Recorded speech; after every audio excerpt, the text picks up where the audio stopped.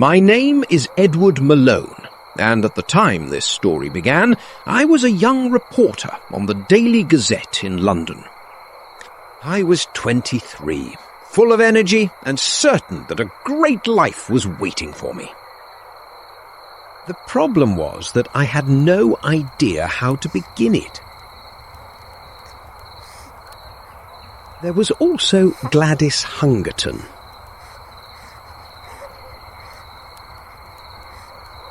I admired her more than anyone I had ever met, and one evening I finally asked her to marry me. She did not laugh at me or become angry. Instead, she looked serious and told me that she valued our friendship, but did not love me in the way I hoped.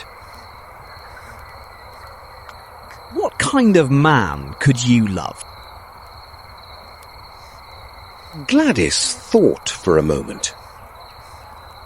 A man who has done something brave, she said. Someone who has faced danger, travelled into the unknown, and proved that he can act when it matters. I tried to joke. So, I must discover a new country before you will consider me? Not for me, she replied. If a man is truly brave, he does not act just to impress someone else. He acts because courage is part of his character. Her words stayed with me. I left her house feeling disappointed, but also strangely excited. London suddenly seemed too safe. I wanted a challenge, something that would test me and give my life a clearer purpose. The next evening, I went straight to my editor, Mr. McArdle. He was an experienced newspaper man who had seen every kind of young reporter. When I asked him to send me on a dangerous assignment, he pushed his glasses up and stared at me. You want danger? Most sensible people want to avoid it.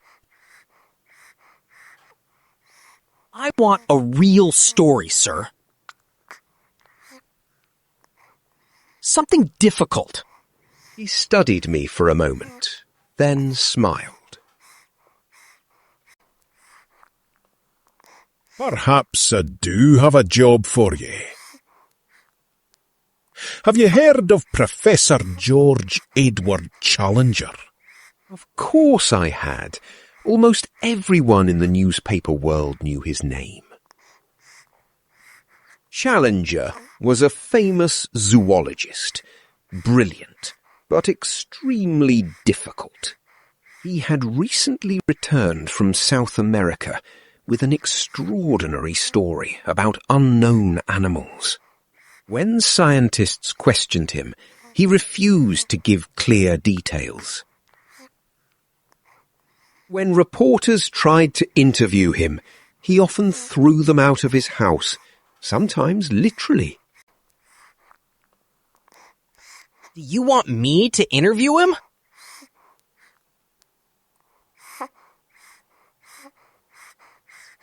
If you can get through the front door.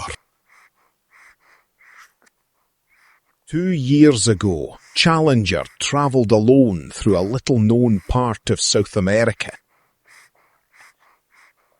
He came back claiming that something remarkable had happened. He had damaged photographs, strange sketches, and a few pieces of evidence, but he would not reveal the exact place. Most people think he is either mistaken or lying. Find out which. This was exactly the kind of chance I had been looking for. Yet there was one problem.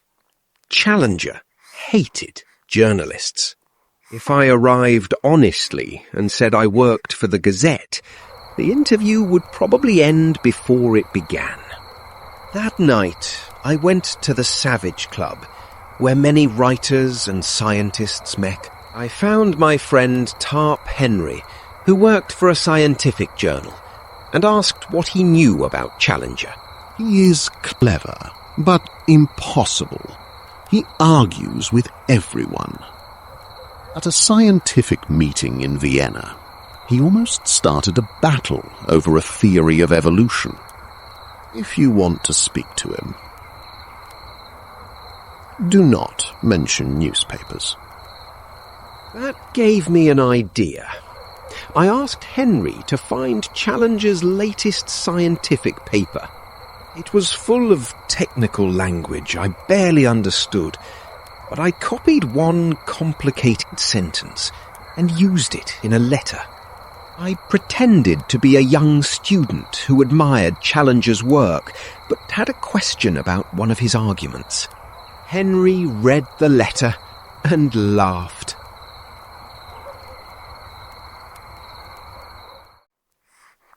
You are taking a risk, Malone. He may realize at once that you know nothing about the subject. I only need to get inside his study. After that, I will take my chance. 2 days later, a reply arrived. The handwriting looked as aggressive as the man himself. Challenger wrote that my question showed poor understanding, but he was willing to explain the matter in person. He gave me an appointment for 11 o'clock on Wednesday morning. I should have been nervous. Instead, I felt as if my real life had finally begun. On Wednesday, I travelled to Professor Challenger's large house in Kensington. A quiet servant named Austin opened the door. Before he could take me to the study, a small, lively woman stopped me in the hall. You have come to see my husband? Yes, Mrs. Challenger. She lowered her voice. Oh, then I should warn you, George is a perfectly impossible person. If he becomes angry, do not argue too long. Leave the room while you still can. I smiled, but her expression told me she was serious. A deep voice suddenly roared from behind a closed door. Austin opened it, and I entered. Professor Challenger sat behind a wide desk, covered with books, maps, fossils, and papers. He was shorter than I expected, but enormously broad. His black beard spread across his chest, and his sharp grey-blue eyes seemed to measure every weakness in me. Well? You are the young man who has difficulty understanding plain science? I had entered looking for adventure. I had found it sooner than I expected.